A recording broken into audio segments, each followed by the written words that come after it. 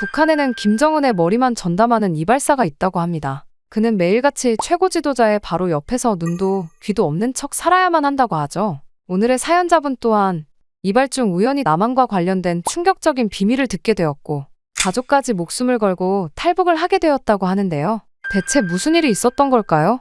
안녕하세요. 저는 탈북민 이정호라고 합니다. 북한의 작은 이발소를 운영하며 가족들과 함께 행복하게 살아가고 있었죠. 그런 제 인생이 한순간에 뒤바뀌게 될 줄은 상상도 못했습니다. 그 일이 있기 전까지는 말이죠. 그날 오후 검은 승용차 2대가 이발소 앞에 멈춰섰어요. 차에서 내린 제복을 입은 남자들은 주변을 살피더니 곧장 이발소로 들어왔습니다. 손님들은 일제히 긴장한 표정으로 자리를 피했죠. 그때 남자 중 한 명이 저를 가리키며 김정은의 명령이라며 새 이발사로 임명한다고 하더군요. 순간 온몸에 식은땀이 흘렀습니다. 김정은의 이발사라니 영광스러운 자리라고들 하지만 제 머릿속에 떠오른 건 최연수의 죽음이었어요. 일주일 전 김정은의 전담 이발사였던 최연수가 갑작스럽게 사망했다는 소식이 퍼졌거든요. 공식적으로는 불의의 사고라고 했지만 누구도 자세한 내용은 알지 못했습니다. 하지만 저에게는 아무 선택권이 없었어요. 거절한다는 건 죽음을 의미했으니까요. 결국 저는 1시간 후 김정은이 머무는 관저 앞에 서 있었습니다.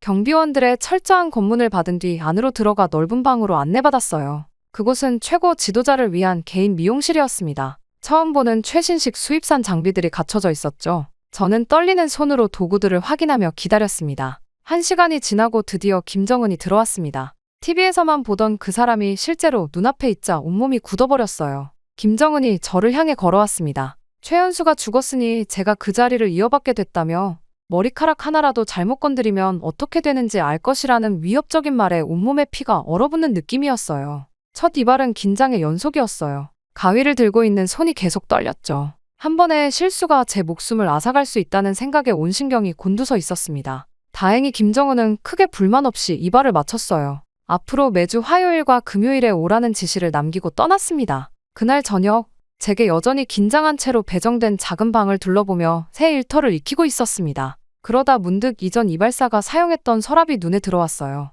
호기심에 서랍을 열어보았죠. 겉보기엔 평범한 도구들 뿐이었습니다. 그런데 서랍 안쪽을 자세히 살펴보니 작은 틈새가 보였어요. 손가락으로 조심스레 틈새를 더듬어 보니 무언가 종이가 만져졌습니다. 빼내어보니 작은 메모였어요. 거기엔 흘겨쓴 글씨로 이렇게 적혀 있었습니다. 믿지 마라. 보이는 것이 전부가 아니다. 너 역시 곧 알게 될 것이다. 순간 등줄기로 한기가 흘렀어요. 이 메모는 최연수가 남긴 것임이 분명했습니다. 그리고 그 메시지는 저에게 향한 것이었죠. 마치 자신의 죽음을 예감하고 남긴 경고 같았어요. 메모를 다시 그 자리에 숨기고 방을 빼져나왔습니다. 복도는 조용했지만 어디선가 누군가 저를 지켜보고 있는 듯한 느낌이 들었어요. 정말로 감시 카메라가 있는지 아니면 제 피해망상인지 알 수 없었습니다. 그날 밤 창밖으로 보이는 밤하늘은 유난히 어두웠습니다. 마치 앞으로 제게 닥칠 운명처럼 말이죠. 저는 그때 직감했어요. 제 인생은 이제 돌이킬 수 없이 변했다고. 그리고 그때는 알지 못했습니다. 이건 단지 시작일 뿐이라는 사실을 말이죠. 그날 이후로 저는 일주일에 2번씩 김정은의 머리를 손질하게 되었습니다. 매번 이발 시간은 죽음의 줄타기와도 같았어요. 손이 미세하게 떨릴 때면 심장이 멎는 듯했죠.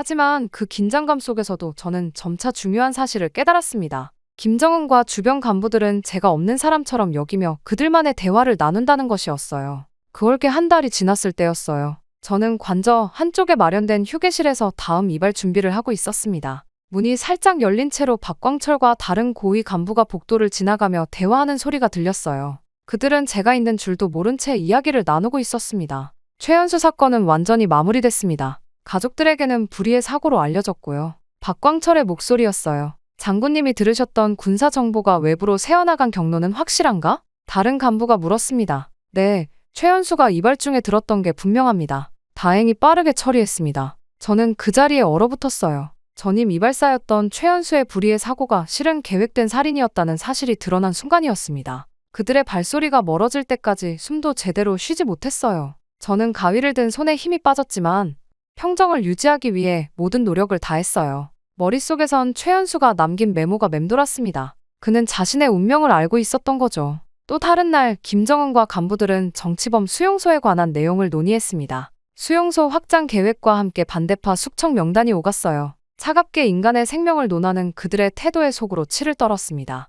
조금씩 저는 정권의 잔혹함에 대한 증인이 되어갔어요. 그들이 나누는 대화는 공개된 뉴스와는 완전히 달랐습니다. 인민들에게 보여주는 얼굴과 비밀리에 행해지는 일들 사이의 간극이 너무 컸어요. 특히 충격적이었던 건 외부 세계에 보여주는 모습과 실제 북한의 상황이 완전히 다르다는 사실이었습니다. 식량난을 겪고 있는 인민들과는 달리 지도부는 최고급 음식과 물품을 즐기고 있다는 사실이었어요. 어느 날 밤 집에 돌아왔을 때 현관 앞에 낯선 차가 서 있었습니다. 불안한 마음으로 문을 열자 박광철이 저희 거실에 앉아 있었어요. 그의 눈빛은 저를 꿰뚫어보는 듯했습니다. 박광철은 장군님이 만족하는 것 같다는 말로 시작해 전임 이발사의 방에서 무언가를 찾았다는 소문이 있다고 언급했습니다. 그의 말에는 명백한 위협이 담겨 있었어요. 숨이 멎는 듯했습니다. 그들이 저를 감시하고 있었던 거예요. 최연수의 메모를 발견한 순간도 카메라에 포착되었을까요? 저는 침착함을 유지하며 특별한 것은 없었고 단지 도구들을 살펴봤을 뿐이라고 대답했죠.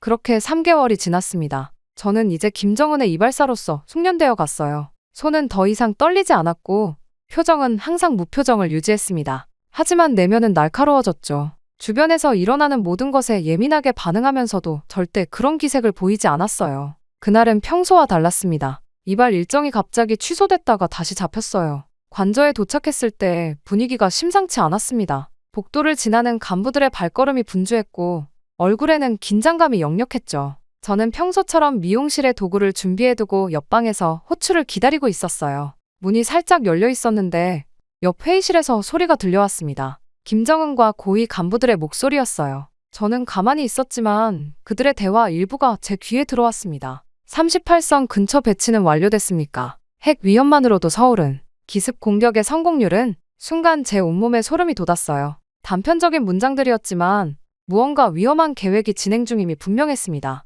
제가 더 귀를 기울이려는 순간 비서가 와서 이발 준비가 됐다고 알렸어요. 김정은의 이발 중에도 저는 계속 그 단어들을 생각했습니다. 머릿속으로 퍼즐을 맞추려 했었죠. 그때 박광철이 급하게 들어와서 김정은에게 서류를 보여주었어요. 저는 마치 그곳에 없는 사람처럼 행동하며 거울에 비친 서류의 시선을 슬쩍 던졌습니다. 그것은 한반도 지도였어요. 빨간색 화살표가 38선을 향해 그려져 있었고 서울 주변이 원으로 표시되어 있었습니다. 그들은 낮은 목소리로 이야기를 계속했지만 제 귀에는 국경 지역 주민들과 희생이라는 단어가 들렸어요. 이발이 끝나고 김정은이 나간 후 저는 도구를 정리하는 척하며 그들이 두고 간 쪽지를 흘깃보았습니다. 거기엔 국경 지역 인민동원, 남측 도발 조작, 국제 여론 유도라는 단어들이 적혀 있었어요. 순간 온몸에 한기가 느껴졌습니다. 그들은 남한을 향한 기습 공격을 계획하고 있었고 더 끔찍한 것은 자국민을 희생시켜 명분을 만들 계획이라는 점이었어요. 전쟁으로 이어질 수 있는 위험한 계획이었습니다.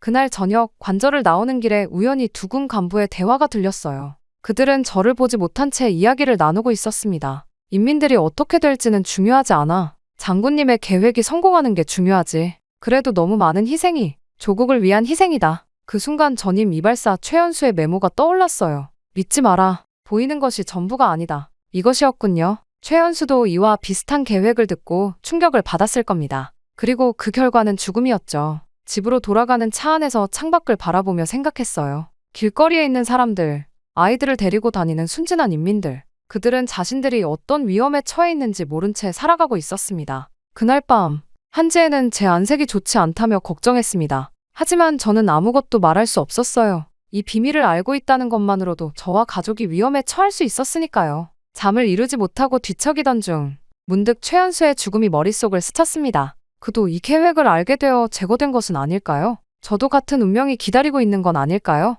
어둠 속에서 저는 아내와 아들의 얼굴을 바라보았어요. 이대로 기다린다면 우리 가족은 두 가지 운명 중 하나를 맞이할 것입니다. 비밀을 알고 있다는 이유로 처형되거나 전쟁의 소용돌이에 휘말려 죽거나. 그때 결심했습니다. 이 나라를 떠나야 한다고. 탈북만이 유일한 생존의 길이라고. 저와 제 가족 그리고 어쩌면 수많은 무고한 생명을 구할 수 있는 길이라고. 그렇게 탈북을 결심한 후 저는 철저히 이중생활을 시작했습니다. 낮에는 충성스러운 이발사로 밤에는 탈북을 준비하는 도망자로 살았어요. 가장 어려웠던 건 항상 감시받고 있다는 압박감이었습니다. 저희 집에도 도청 장치가 있을지 모른다는 생각에 아내와도 대화를 조심했죠. 이발사라는 특권적 위치는 의외의 장점이 있었어요. 김정은과 고위층 인사들은 제가 그들의 비밀 대화를 듣고 있다는 사실을 잊곤 했습니다. 그렇게 저는 국경 경비 상황과 순찰 일정에 관한 정보를 조금씩 모았어요. 새벽에 홀로 일어나 종이에 정보를 적고 머릿속에 외운 뒤 바로 태워버리는 일을 반복했습니다.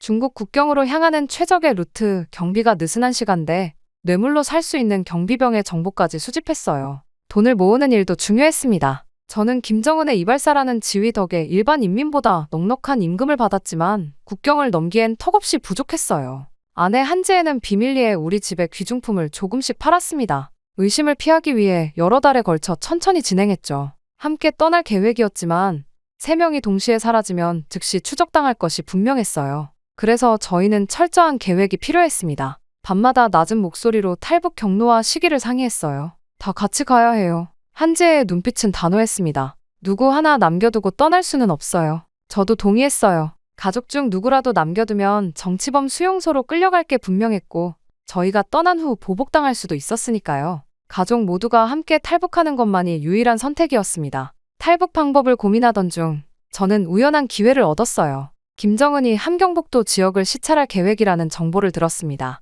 저도 수행원 중 하나로 포함될 가능성이 높았죠. 국경과 가까운 그곳에서 탈출할 기회를 잡을 수 있을 것 같았어요. 승민이의 학교 일정도 확인했습니다. 방학 기간이 시작되면 아이의 부재가 즉시 눈에 띄지 않을 수 있었어요. 한지에는 시장에서 일하며 중국 국경 지역 출신 상인들과 접촉했습니다. 그들을 통해 국경을 넘는 비공식 루트에 대한 정보를 얻었어요. 시간이 지날수록 감시의 눈초리는 더욱 날카로워졌습니다. 박광철은 종종 불시에 저희 집을 방문했어요. 그는 웃으며 이야기했지만 그의 눈은 집안 구석구석을 샅샅이 살폈습니다. 한 번은 승민이의 학교 성적을 물으며 그의 미래가 유망하다고 말했죠. 그 말 속에 숨겨진 위협을 저희 부부는 놓치지 않았어요. 계획은 점점 구체화되었습니다. 김정은의 시찰 일정이 있는 날, 저는 정상적으로 수행할 예정이었어요. 그리고 밤에 미리 정해둔 장소에서 한지혜와 승민이를 만나 함께 국경을 넘을 계획이었습니다. 우리는 평소와 다름없이 행동하며 의심을 피했어요. 한지혜는 이웃들에게 친척 방문 계획을 흘렸습니다. 승민이에게는 비밀을 지키라고 단단히 당부했어요. 12살 아이지만 우리의 운명이 그의 입에 달려있다는 사실을 이해했습니다. 아빠, 우리 정말 자유로운 나라로 가는 거예요? 승민이의 작은 목소리에 저는 고개를 끄덕였어요. 그의 눈에는 두려움과 기대가 공존했습니다. 탈북 전날 밤, 저희 가족은 평소처럼 저녁을 먹고 일상적인 대화를 나눴습니다. 하지만 각자의 가방에는 꼭 필요한 물건들만 조심스레 챙겨두었어요. 너무 많은 짐은 의심을 살 수 있었기에 최소한만 준비했죠. 드디어 탈북 전날 아침, 눈을 떴을 때부터 가슴이 쿵쾅거렸습니다. 오늘은 김정은의 마지막 이발을 해야 하는 날이었어요. 창밖으로 보이는 평양의 풍경이 낯설게 느껴졌습니다. 어쩌면 이곳을 보는 것도 오늘이 마지막일지 모른다는 생각에 묘한 감정이 밀려왔어요. 평소처럼 검은색 차량이 도착했고 저는 아내와 눈빛을 교환했습니다. 한지혜는 아무 말도 하지 않았지만 그녀의 눈에는 조심해라는 말이 담겨 있었어요. 승민이는 학교에 갔지만 오후에는 한지혜가 미리 정한 장소로 데려갈 예정이었습니다. 관저에 도착했을 때 분위기가 심상치 않았어요. 평소보다 경비가 2배는 강화된 듯 했습니다. 복도를 지나는 군 간부들의 표정이 긴장되어 있었어요. 저는 최대한 평소와 같은 태도를 유지하려 노력했습니다. 이발 도구를 준비하면서 손이 미세하게 떨렸어요. 마음속으로 계속 되뇌었습니다. 평소처럼만 행동해. 아무것도 모르는 척해. 그때 박광철이 미용실에 들어왔습니다. 그의 날카로운 눈초리가 저를 향했어요. 오늘 장군님 기분이 좋지 않으시네. 실수하지 말게. 간단한 경고였지만 그 말에 담긴 무게는 무거웠습니다. 마치 제 마음을 읽은 것처럼 느껴졌어요. 저는 고개를 숙이며 최선을 다하겠다고 답했습니다. 잠시 후 김정은이 들어왔어요. 평소와 달리 그의 얼굴에는 뚜렷한 긴장감이 감돌았습니다. 저는 공손히 인사하고 이발을 시작했어요. 가위와 빗을 든 제 손이 평소보다 더 조심스러워졌습니다. 한 번의 실수가 모든 계획을 물거품으로 만들 수 있었으니까요. 이발 중에 김정은은 평소보다 말이 적었습니다.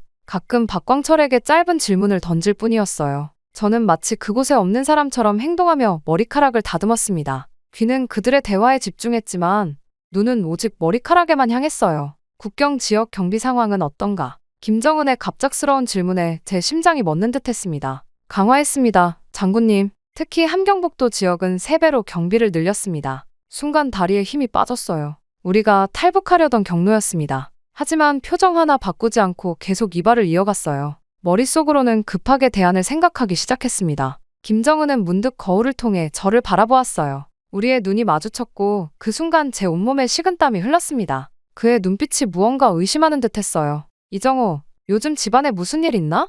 예상치 못한 질문에 가슴이 쿵 내려앉는 느낌이었습니다. 하지만 수년간 훈련된 평정심으로 아무렇지 않게 대답했어요. 아니요, 장군님. 다만 아들이 학교에서 성적이 좋아 기쁠 따름입니다. 김정은은 잠시 저를 응시하다가 고개를 돌렸습니다. 그 순간이 마치 영원처럼 느껴졌어요. 그가 무엇을 알고 있는지 혹은 단순한 일상적 질문이었는지 알 수 없었습니다. 마지막 머리카락까지 다듬고 이발을 마쳤을 때 심장은 여전히 격렬하게 뛰고 있었어요. 김정은은 거울을 보며 만족스럽게 고개를 끄덕였고 곧 자리를 떴습니다. 그가 떠나는 모습을 바라보며 이것이 마지막이라는 생각에 묘한 감정이 밀려왔어요. 도구를 정리하는 동안 박광철이 다시 나타났습니다. 그는 의미심장한 미소를 지으며 말했어요. 내일 함경북도 시찰 준비는 다 됐나? 저는 고개를 끄덕이며 차분히 대답했습니다. 그의 눈을 똑바로 바라보는 것이 어려웠지만 그렇게 해야만 했어요. 그가 돌아서서 나가자마자 안도의 한숨을 내쉬었습니다. 그렇게 그날 밤 저는 한지혜와 승민이를 만나 함께 움직이기 시작했습니다.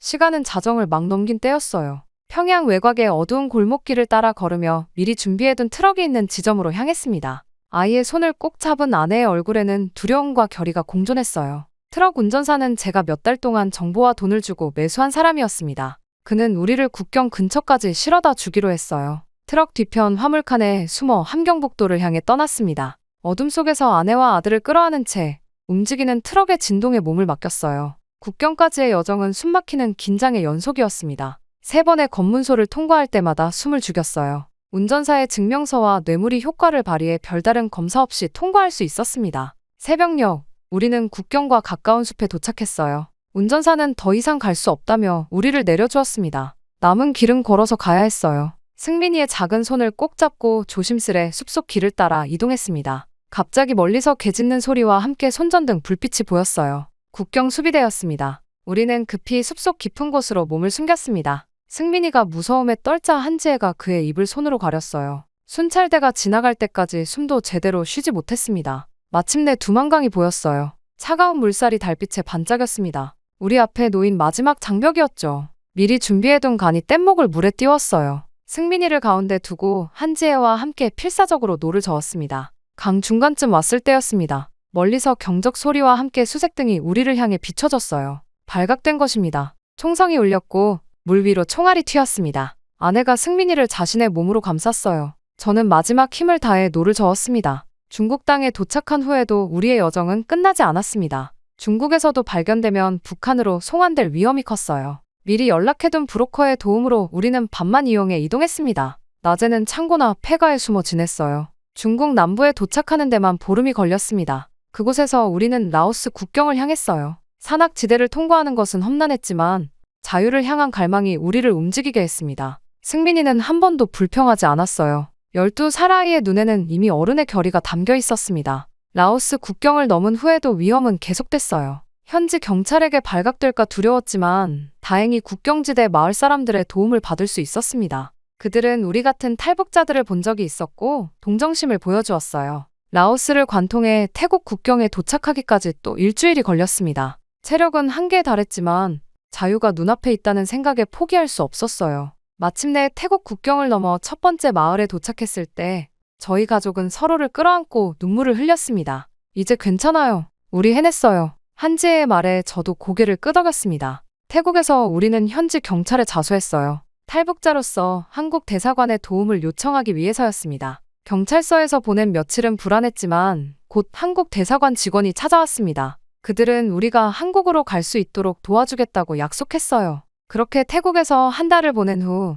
우리 가족은 마침내 한국행 비행기에 올랐습니다. 승민이는 창문 너머로 보이는 구름에 감탄했어요. 한지혜는 제 손을 꼭 잡고 있었습니다. 그녀의 손이 떨리는 것이 느껴졌어요. 북한에서 들었던 미제 괴뢰국 남조선에 대한 선전이 모두 거짓이라는 것을 알면서도 미지의 세계로 향하는 두려움은 피할 수 없었습니다. 인천공항에 도착했을 때 첫 번째 충격이 밀려왔어요. 거대한 공항, 현대적인 시설, 자유롭게 오가는 사람들. 저희가 알던 세상과는 너무도 달랐습니다. 승민이는 눈을 크게 뜨고 주변을 살폈어요. 에스컬레이터를 처음 타보는 아이의 표정에서 놀라움과 기쁨이 교차했습니다. 국정원 직원들이 우리를 맞이했어요. 북에서 온 사람들을 위한 임시 숙소로 안내받았습니다. 그곳에서 조사가 시작됐어요. 저는 이발사로 일하며 들었던 김정은의 남한 공격 계획을 상세히 전달했습니다. 그들은 놀라움과 함께 진지하게 기록했어요. 조사가 끝난 후 우리는 하나원으로 옮겨졌습니다. 남한 사회 적응을 위한 교육기관이었어요. 그곳에서 받은 첫 수업은 기억에 생생합니다.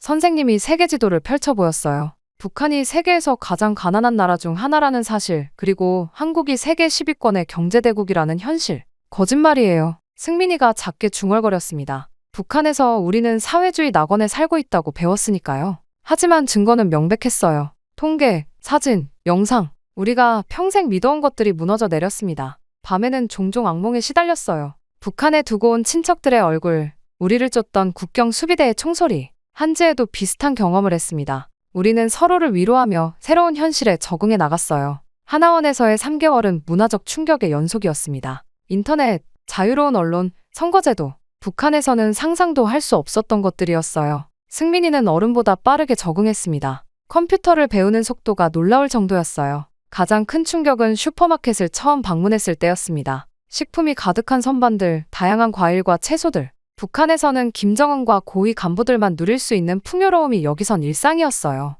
한지에는 바나나 앞에서 눈물을 흘렸습니다. 평양에서도 구하기 힘든 과일이었죠. 우리가 속았어요. 그녀가 말했습니다. 평생을. 하나원을 나와 서울 외곽의 작은 아파트로 이사했어요. 정부 지원금으로 새 삶을 시작했습니다. 승민이는 학교에 다니기 시작했고 한지에는 요리교실에 등록했어요. 저는 이발기술을 살려 동네 미용실에서 일하게 되었습니다. 자유롭게 걸을 수 있는 길, 원하는 것을 말할 수 있는 자유, 밤에 두드리는 공포 없는 문. 이런 것들이 우리에겐 새로운 선물이었어요. 하지만 동시에 북한에서의 기억은 우리를 따라다녔습니다. 특히 저는 김정은의 전쟁 계획을 알고 있었기에 그 비밀을 전했다는 사실이 가끔 불안감을 주었어요. 후회하지 않아요? 한밤중에 한지혜가 물었습니다. 저는 창밖으로 보이는 서울의 불빛을 바라보며 대답했어요. 절대 아니요. 우리는 진실을 찾았으니까. 그렇게 한국에 도착한 지 1년이 지났습니다. 우리 가족은 조금씩 새로운 삶에 적응해 가고 있었어요. 승민이는 학교에서 친구들을 사귀었고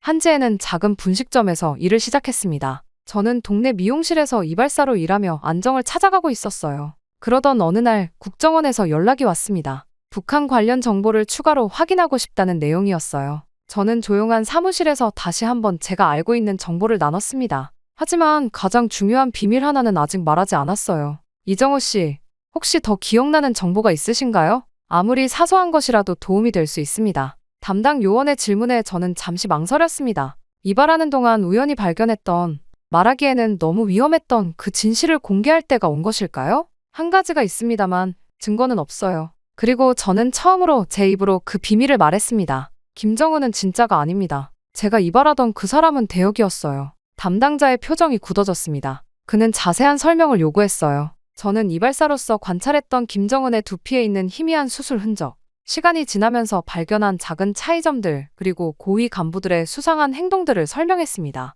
진짜 김정은은 권력을 잡은 지 얼마 되지 않아 건강 문제로 사망했고 그와 닮은 대역이 자리를 대신했어요. 이것이 최연수가 죽임을 당한 이유이고 제가 위험에 처했던 이유입니다. 담당자는 메모를 하며 심각한 표정으로 질문을 이어갔습니다. 제 증언이 확인되려면 시간이 필요하겠지만 북한 체제의 민낯을 보여주는 중요한 단서가 될 수 있었어요. 며칠 후 저는 집에서 가족과 저녁 식사를 하고 있었습니다. TV에서는 북한 관련 뉴스가 나오고 있었어요. 화면 속 김정은을 보며 저는 문득 생각했습니다. 언젠가 진실이 밝혀질 때가 올 거라고. 아빠, 괜찮아요? 승민이가 물었습니다. 응, 괜찮아. 저는 미소 지었어요. 그냥 우리가 얼마나 다행인지 생각하고 있었어. 그날 밤 일기장에 짧은 문장 하나를 적었습니다. 그는 그날 죽었어. 언젠가 이 진실이 세상에 알려질 때 이 5글자가 북한 정권의 근간을 흔들 것이라 생각했어요. 창밖으로 서울의 밤 풍경을 바라보며 깊은 숨을 들이마셨습니다. 자유의 공기는 달콤했어요. 북한에 남아있는 사람들도 언젠가 이 자유를 맛볼 수 있기를 바랐습니다. 그리고 그들이 지금 믿고 있는 지도자가 허상이라는 진실도 알게 되기를. 한지혜가 제 옆에 와서 어깨에 손을 올렸어요. 무슨 생각을 그렇게 해요? 북한에 있는 사람들 생각이요. 언젠가 그들도 진실을 알게 될 거예요. 우리는 말없이 서울의 불빛을 바라보았습니다. 진실을 아는 것은 때로는 무거운 짐이지만 그것이 변화의 시작이 될 수 있다는 희망이 있었어요. 비록 지금은 아무도 믿지 않을지라도 언젠가 그 진실이 세상을 바꿀 날이 올 것입니다. 북한 내부의 움직임이 심상치 않습니다. 최근 북한에서 가장 큰 규모를 가진 장수 연구소의 핵심 연구원이 자취를 감췄다고 합니다. 문제는 이것이 단순한 이탈이 아니라는 점인데요. 그가 남긴 연구 기록엔 북한 정권이 절대 공개할 수 없는 끔찍한 실험의 증거가 담겨 있었다고 합니다. 대체 그곳에서 무슨 일이 벌어지고 있는 건지 뉴스에서도 공개되지 않은 오늘의 충격적인 사연 지금부터 전해드립니다. 안녕하세요. 저는 탈북민 정혜성이라고 합니다. 한때 북한에서 수석 연구원으로 일을 했었죠. 오늘은 그곳에서 일어났던 제 인생을 바꾼 끔찍한 실험에 대해 이야기를 해보려 합니다. 모든 것은 연구소장이 제게 특별 실험을 지시하면서 시작되었습니다. 실험 대상자가 무려 10명이나 된다는 소식에 가슴이 철렁 내려앉았죠. 평소엔 한두 명씩 실험했는데 이렇게 많은 인원을 한꺼번에 실험하는 건 처음이었거든요. 공포에 질린 사람들의 눈빛이 지금도 생생합니다. 나이 든 노인부터 젊은 부부 그리고 아이들까지 모두 차가운 실험실 바닥에 웅크리고 앉아 있었죠. 그 중에서도 가장 잊을 수 없는 건 2살배기 아기와 엄마였습니다. 엄마는 아기를 꼭 끌어안고 울부짖었죠. 연구소 직원들이 강제로 떼어놓으려 하자 더욱 세게 안았습니다. 제발 아기만은 살려주세요. 차라리 저를 실험 대상으로 삼아주세요. 엄마의 절규가 실험실에 울려 퍼졌습니다. 그때 연구소장이 들어왔죠. 지도자님의 위대한 업적을 위해 필요한 희생이다. 당장 실험을 시작하라. 결국 아기는 엄마 품에서 강제로 떨어졌습니다. 아기의 울음소리가 실험실을 가득 채웠죠. 저는 실험 장비 앞에 섰지만 손이 떨려 조작할 수 없었습니다. 제가 그동안 해온 일이 무엇인지 처음으로 직시하게 된 순간이었죠. 실험 결과는 참혹했습니다. 10명의 실험 대상자들의 몸이 산산조각이 나고 말았어요. 비명소리가 멈추고 실험실은 끔찍한 침묵 속에 빠졌습니다. 그날 저녁 연구소 동료 김 박사가 제게 다가왔습니다. 그의 얼굴에는 핏기가 없었죠. 정 박사, 오늘 실험 실패는 큰 문제가 될 거야. 곧 내가 연구 대상이 될 수도 있어. 우리 연구소에서 실험에 실패한 과학자들 중 살아남은 사람이 없다는 걸 알잖아. 김 박사의 말에 등줄기가 서늘해졌습니다. 실험에 실패한 연구원들이 종종 사라졌다는 소문이 있었거든요. 하지만 그때까지 저는 그저 소문일 뿐이라고 생각했습니다. 결국 그날 이후 저는 연구소의 진짜 목적을 알아내기로 마음먹었습니다. 끔찍한 인체 실험의 배후에는 분명 더 큰 비밀이 있을 거라 생각했죠. 매일 밤 연구소에 늦게까지 남아 자료들을 살펴보기 시작했어요. 처음에는 일반적인 연구 자료밖에 보이지 않았습니다. 하지만 어느 날 밤 우연히 발견한 금고 송문서가 모든 것을 바꿔놓았죠. 그곳에는 믿기 힘든 내용이 적혀 있었습니다. 연구소의 진짜 이름은 불멸 프로젝트였습니다. 김씨 일가의 영생을 위한 비밀 실험이었죠. 문서에는 김일성의 세포 보관 방식과 위치가 상세히 기록되어 있었습니다. 연구소 지하 깊숙한 곳에 특별 시설이 마련되어 있었고 그곳에서 영하 200도로 김일성의 세포 일부를 보관하고 있었죠. 그들은 미래의 과학 기술로 이 세포들을 복원하고 부활이 가능할 것이라 굳게 믿고 있었습니다. 더욱 놀라운 것은 현재 진행형인 계획이었죠. 김정은을 위한 준비도 이미 시작되어 있었습니다. 문서에는 위대한 수령님들의 영생 보장을 위한 과학적 토대 구축이라는 제목 아래 매달 진행되는 실험 보고서가 차곡차곡 정리되어 있었습니다. 그때 갑자기 발소리가 들렸습니다. 급하게 문서를 제자리에 넣으려는 순간 누군가 제 어깨를 잡았죠. 놀라서 돌아보니 박 박사였습니다. 연구소에서 가장 오래 일한 과학자였죠. 박 박사의 눈빛이 날카로웠습니다. 하지만 예상과 달리 그는 조용히 말했죠. 언젠가 누군가 이 사실을 알게 되길 기다렸네. 이제 자네도 알게 됐군. 박 박사의 목소리는 떨렸습니다. 그는 계속해서 말을 이었죠. 이건 그저 시작일 뿐이야. 진실은 더 끔찍해. 우리가 실험하는 모든 것이 김씨 일가의 영생을 위한 거야. 수많은 생명을 앗아가며 그들만의 영생을 위해. 박 박사의 눈에서 눈물이 흘렀습니다. 그는 이어서 충격적인 이야기를 들려줬죠. 내가 이곳에서 본 건 인간의 한계를 시험하는 잔혹한 실험들이었어. 극저온 상태에서 인체가 어떻게 변화하는지, 장기는 얼마나 보존되는지 모두 그들의 영생을 위한 거였지. 그리고 이 비밀을 알게 된 많은 동료들이 사라졌어. 박 박사는 주변을 살피며 더 낮은 목소리로 말했습니다. 여기서 일하는 우리도 언젠가는 실험 대상이 될 거야. 이미 몇몇 동료들이 그렇게 됐지. 한 달 전만 해도 이 연구실에서 같이 일하던 최 박사도 갑자기 사라졌어. 그들은 우리가 아는 게 너무 많다고 생각하면 가차없이 처리해. 이 연구소에서 퇴직한 사람은 단 한 명도 없어. 그의 말이 끝나기가 무섭게 멀리서 발소리가 들려왔습니다. 박 박사는 서둘러 절 숨기고는 마지막으로 말했죠. 조심해. 이제 자넨 돌아갈 수 없는 강을 건넜어. 이걸 알고도 살아남은 사람은 없었으니까. 그날 이후 연구소의 분위기가 달라진 것을 느꼈습니다. 동료들이 하나둘씩 사라지기 시작했죠. 어제까지 있던 사람이 오늘은 보이지 않았습니다. 물어보면 다들 모른 척했죠. 하지만 모두의 눈빛에서 공포를 읽을 수 있었습니다. 연구소의 공기가 점점 더 무거워졌습니다. 매일 아침 출근할 때마다 오늘은 누가 사라졌을지 두려웠죠. 그러던 어느 날 아침, 연구소 경비원이 절 찾아왔습니다. 정혜성 박사님, 연구소장님께서 지금 바로 집무실로 오라고 하십니다. 가슴이 철렁 내려앉았습니다. 연구소장 집무실로 가는 복도는 유난히 길게 느껴졌죠. 문을 열자 연구소장뿐만 아니라 보이부 요원들도 있었습니다. 정 박사, 자네에 대해 좀 조사해야 할 것 같아.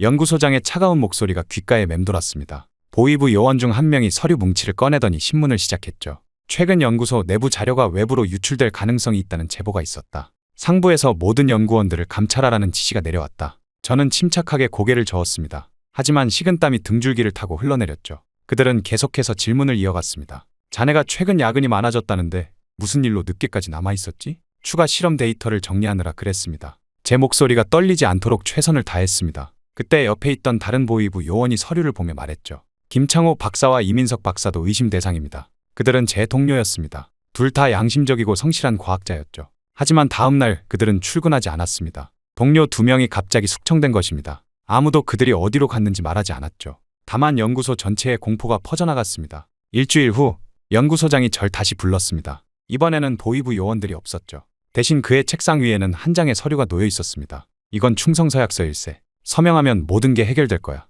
서류를 살펴보니 섬뜩한 내용이 적혀 있었습니다. 연구소의 모든 실험이 정당하다는 것, 어떤 명령이든 충실히 따르겠다는 것, 그리고 본 것과 들은 것을 영원히 비밀에 붙이겠다는 내용이었죠. 서명하지 않으면 어떻게 되는 겁니까? 제가 묻자 연구소장은 차갑게 웃었습니다. 그건 자네도 잘 알고 있지 않나. 얼마 전 사라진 동료들처럼 되겠지. 망설이는 제 모습을 보던 연구소장이 말을 이었습니다. 정 박사, 자네는 우리 연구소의 핵심 인력이야. 자네 아버님도 군의 고위 장성이시잖나. 현명한 선택을 하시게. 하지만 저는 서명할 수 없었습니다. 그것은 제 양심을 팔아넘기는 일이었죠.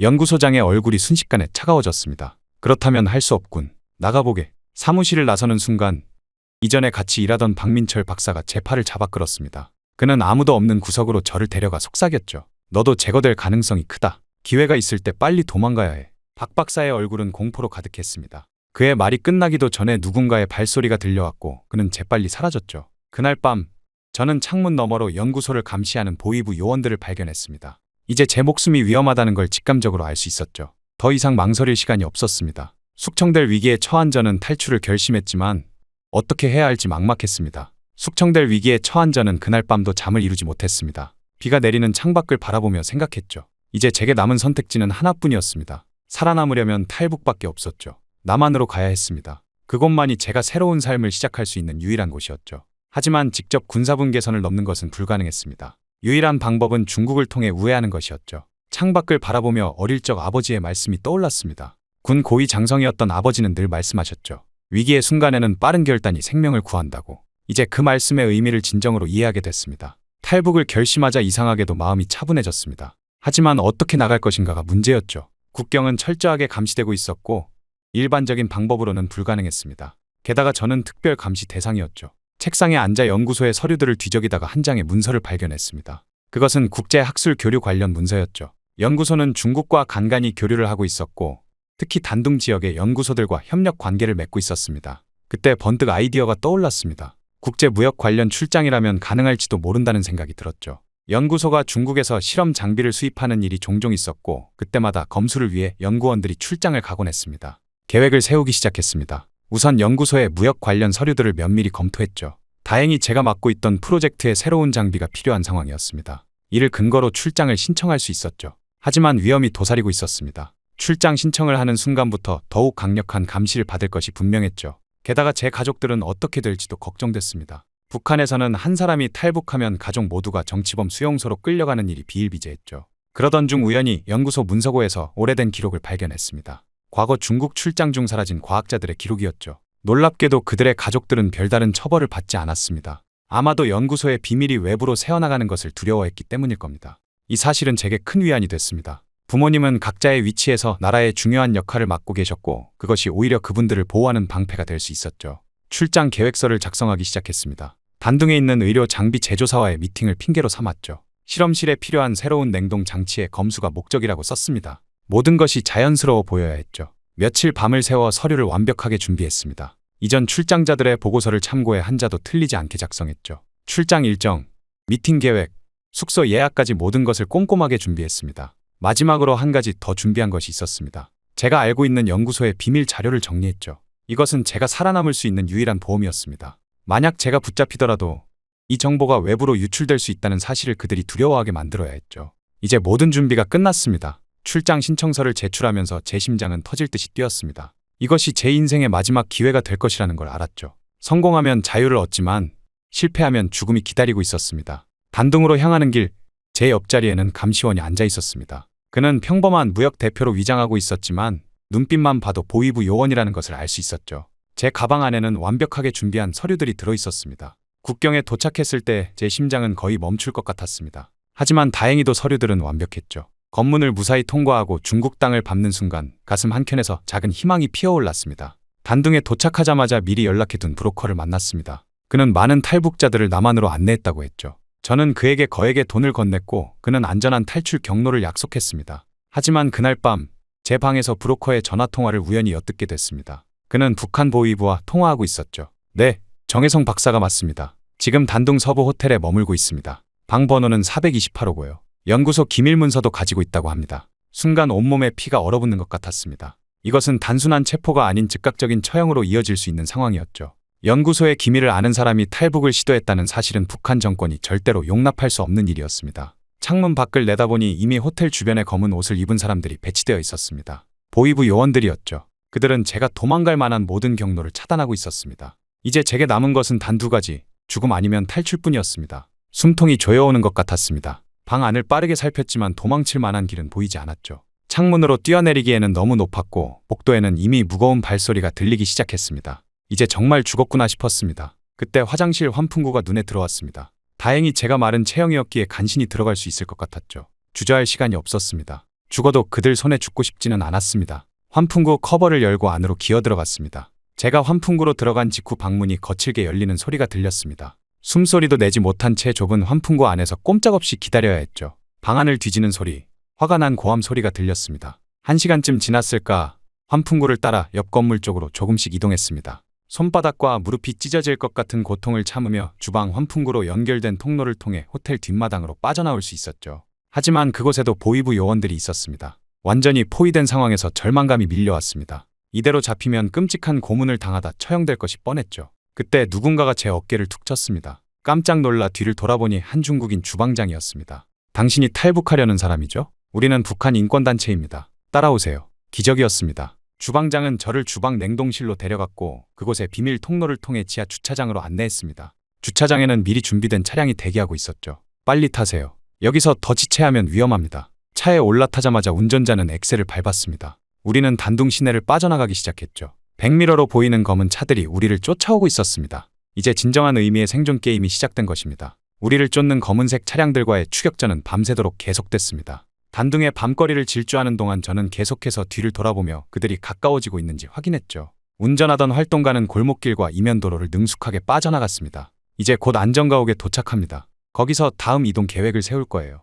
새벽녘이 되어서야 우리는 외곽의 한 창고에 도착했습니다. 그곳에서 저는 처음으로 다른 탈북자들을 만났죠. 그들의 눈빛에서 저와 같은 절박함이 느껴졌습니다. 인권단체 활동가들은 우리에게 앞으로의 여정을 설명했습니다. 중국에서 계속 머무르는 것은 너무 위험했죠. 북한과 중국 정부의 협조로 탈북자 검거가 강화되고 있었기 때문입니다. 라오스로 가야 합니다. 그곳을 거쳐 태국으로 가는 게 가장 안전한 루트예요. 중국 남부로 가는 여정이 시작됐습니다. 밤에만 이동하고 낮에는 숨어 지냈죠. 검문소마다 긴장의 연속이었습니다. 마침내 라오스 국경에 도착했을 때는 모두가 지쳐 있었죠. 라오스 국경을 넘는 것은 생각보다 더 위험했습니다. 국경 수비대의 감시를 피해 울창한 밀림 속으로 들어갔죠. 뱀과 벌레들의 위협, 끝없이 이어지는 오르막과 내리막, 숨막히는 더위와의 싸움이었습니다. 조금만 더 힘내세요. 이 길만 지나면 자유의 한 걸음 더 가까워집니다. 활동가의 격려에 힘을 내어 한 걸음 한 걸음을 내딛었습니다. 때로는 무릎까지 빠지는 진흙탕을 건너야 했고 때로는 가파른 절벽을 기어올라야 했죠. 밤에는 정글의 소리에 잠을 이루지 못했습니다.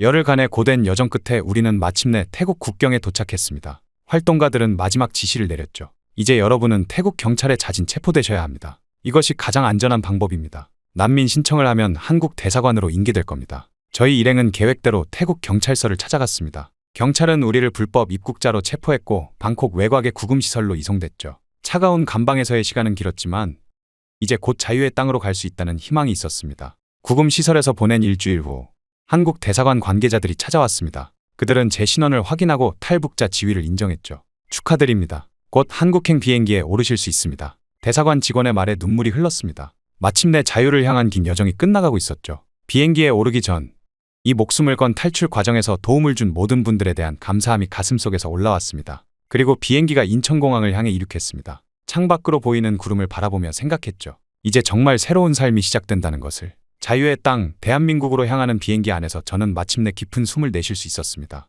봄이 시작될 무렵 단둥을 떠나 이제 초여름 대한민국에 발을 딛게 되었습니다. 길고 긴 탈출의 여정이 마침내 끝나는 순간이었죠. 인천공항에 착륙하던 순간을 저는 영원히 잊지 못할 것 같습니다. 비행기 바퀴가 땅에 닿는 순간 제 눈에서는 뜨거운 눈물이 흘러내렸죠. 기다리고 기다리던 자유의 땅에 마침내 발을 딛게 된 것입니다. 활주로에 멈춰선 비행기에서 내리자 공항 한편에서 정장 차림의 사람들이 저를 맞이했습니다. 국정원 직원들이었죠. 그들은 제가 예상했던 것과는 전혀 다른 모습이었습니다. 북한에서 보아온 야만적인 고문 기술자들의 모습이 아닌 정중하고 예의 바른 모습이었죠. 정혜성 씨, 북한에서 오시느라 고생 많으셨습니다. 이제 안전하니 걱정 마세요. 그들의 첫 마디에 저는 놀라지 않을 수 없었습니다. 북한에서는 상상도 할 수 없는 친절한 말투였죠. 조사실로 안내되는 동안 한 직원이 제게 종이컵을 건넸습니다. 차 한잔 하시겠습니까? 그 순간 저도 모르게 중얼거렸습니다. 북한에서는 맞았는데 여기선 이유 없이 커피를 주네. 직원들은 저희 말에 안타까운 표정을 지었습니다. 그들의 눈빛에서 진심 어린 연민이 느껴졌죠. 저는 그 따뜻한 커피 한 잔을 받아들며 이것이 제가 경험하게 될 새로운 세상의 시작이라는 것을 느꼈습니다. 국정원에서의 조사는 제가 걱정했던 것과는 완전히 달랐습니다. 그들은 제 이야기를 진지하게 경청했고 때로는 위로의 말을 건네기도 했죠. 북한의 연구소에서 있었던 일들, 그곳에서 목격한 끔찍한 실험들, 탈북 과정에서의 위험했던 순간들을 이야기하는 동안 그들은 진심으로 공감하며 들어주었습니다. 식사 시간이 되자 도시락이 나왔습니다. 도시락 뚜껑을 열자마자 저는 깜짝 놀랐습니다. 이렇게 많은 반찬을 먹어도 되나요? 제 질문에 직원들은 따뜻한 미소를 지으며 대답했습니다. 물론이죠. 여기서는 드시고 싶은 만큼 드셔도 됩니다. 처음으로 맛보는 대한민국의 도시락이었습니다. 반찬 하나하나에서 느껴지는 정성과 풍성함에 감동했죠. 북한에서는 상상도 할 수 없었던 맛과 양이었습니다. 조사가 끝난 후 저는 하나원으로 이송되었습니다. 통일부에서 운영하는 하나원은 탈북민들의 남한 사회 적응을 돕는 시설이라고 했죠. 그곳에서 저는 또 다른 놀라움을 경험하게 되었습니다. 하나원에 도착하자마자 제게는 스마트폰이 지급되었습니다. 담당 선생님의 설명을 듣던 중 저는 놀라움을 감추지 못했습니다. 스마트폰으로 검색해서 정보를 찾을 수 있다고요? 저의 놀란 반응에 선생님은 웃으며 고개를 끄덕였습니다. 네, 궁금한 것이 있으면 무엇이든 찾아보실 수 있어요. 그 순간 저는 이것이 바로 진정한 자유구나 하고 느꼈습니다. 정보의 자유, 알 권리의 자유.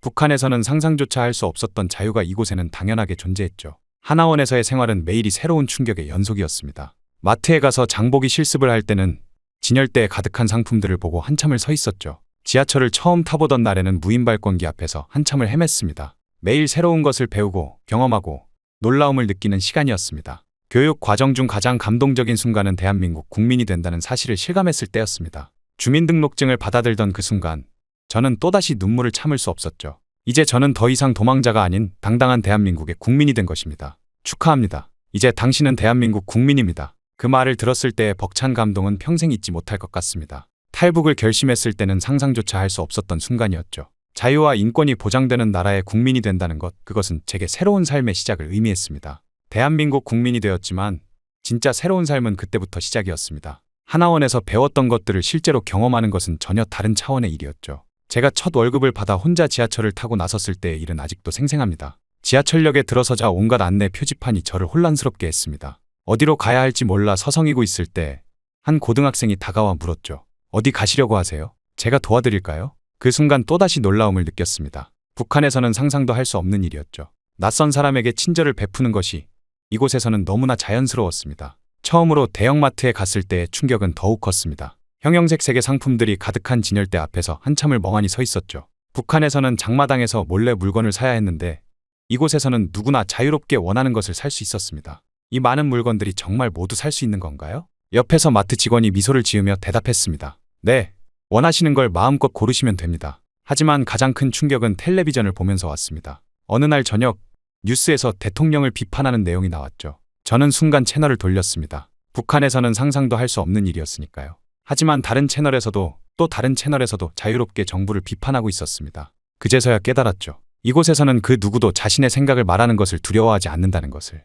저는 그 자리에서 울음을 터뜨렸습니다. TV를 보면서 울어본 것은 처음이었죠. 그것은 기쁨의 눈물이자 북한에서 보냈던 시간에 대한 안타까움의 눈물이었습니다. 이게 진짜 자유구나. 시간이 흐르면서 저는 점점 더 많은 것들을 경험했습니다. 인터넷으로 세상의 모든 정보를 찾아볼 수 있다는 것, 하고 싶은 말을 마음껏 할 수 있다는 것, 가고 싶은 곳을 자유롭게 갈 수 있다는 것. 이 모든 것이 제게는 새로운 삶의 의미였죠. 특히 제가 연구원으로 일하던 시절을 떠올릴 때면 이곳에서의 자유가 얼마나 소중한지 더욱 절실히 느낍니다. 북한의 연구소에서 저는 죽어도 깨어날 수 없는 냉동인간을 연구했습니다. 그들의 영생을 위해 수많은 생명을 희생시켰죠. 하지만 이제는 다릅니다. 이곳에서는 자유롭게 제 꿈을 꾸며 살 수 있습니다. 제가 하고 싶은 연구를 제가 원하는 방식으로 할 수 있죠. 누군가의 강요나 억압 없이 오직 제 양심에 따라 살아갈 수 있습니다. 가끔 사람들이 묻습니다. 북한에서 연구하던 영생의 꿈을 이곳에서도 이어가고 싶지 않냐고. 그때마다 저는 이렇게 대답합니다. 북한에서는 죽어도 깨어날 수 없는 냉동인간을 연구했지만 여기서는 자유롭게 내 꿈을 꾸며 살 수 있어요. 가끔 사람들이 북한에서의 연구를 계속하고 싶지 않냐고 물어봅니다. 그때마다 저는 같은 대답을 합니다. 자유가 없는 곳에서는 영생도 의미 없습니다. 이제 저는 진정한 삶의 의미를 알게 되었습니다. 그것은 단순히 오래 사는 것이 아니라 자유롭게 자신의 삶을 선택하고 살아가는 것임을. 대한민국에서의 새로운 삶은 제게 이런 깨달음을 주었습니다.